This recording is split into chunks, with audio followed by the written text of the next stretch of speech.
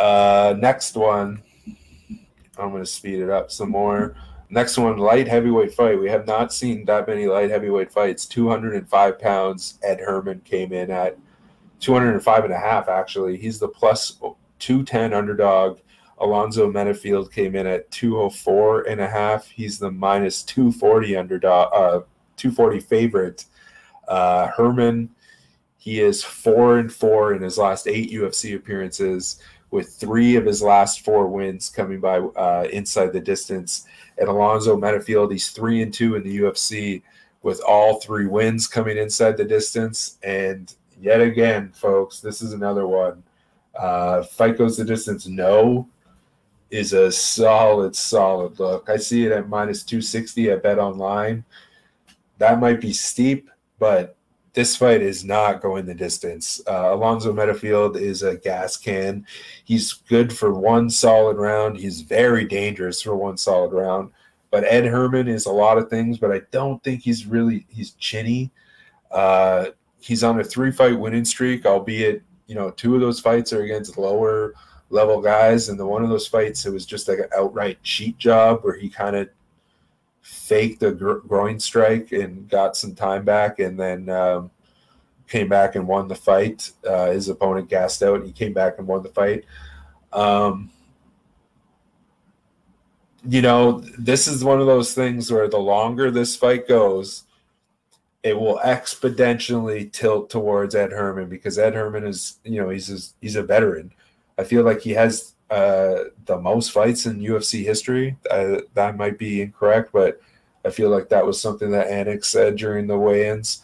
The longer that this fight goes, the more that it favors Ed Herman. But by no means am I saying that I feel like Herman should be the underdog here. This line has kind of gotten out of hand at minus 230 for Alonzo Menifield. I feel like there is a way that Herman can win this fight. But I also feel like fight goes the distance, no. Solid parlay piece here, because this fight is not going the distance. And you probably could. Dan Goldstein, this is a live bet after round 1. I mean, I'm not a big live bet guy. I'm more just because I'm usually like working. I'm usually like doing breakdowns and stuff like that, or getting the results page up. But yeah, you're definitely right. That is a live bet spot for sure. There's actually quite a few. Honestly, I would say this is something that I thought about coming into this. I would say, because how many times have we seen it? I thought I saw somewhere that Miranda Maverick was like a minus 1,000 favorite at the end of the fight against Macy Barber. I don't know if that's accurate, but either way,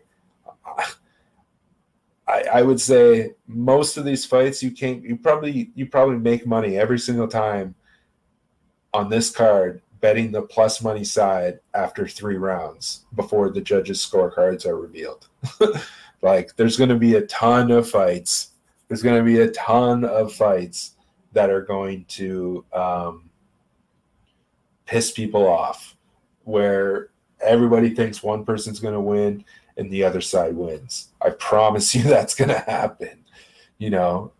So this is a dog-heavy card. And with that, I honestly like Ed Herman. Do I think that he has a very good chance of getting clean knocked out cold within the first 2 minutes of this fight? Yeah, but I feel like he's savvy enough to be able to avoid that.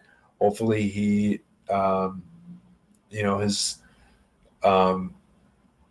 his grappling, he's going to have to rely on his grappling to kind of wear on Alonzo Menifield for, kind of tire him out for that little brief window that he's dangerous. But like I said, if he can get past that point where, Menifield starts breathing heavy, which won't take that long. Ed Herman's the veteran. He's been there many, many times. He's like the light heavyweight Darren Elkins. And Ed Herman at plus 200, man. I like it. I'm not overly confident in it, but I like it.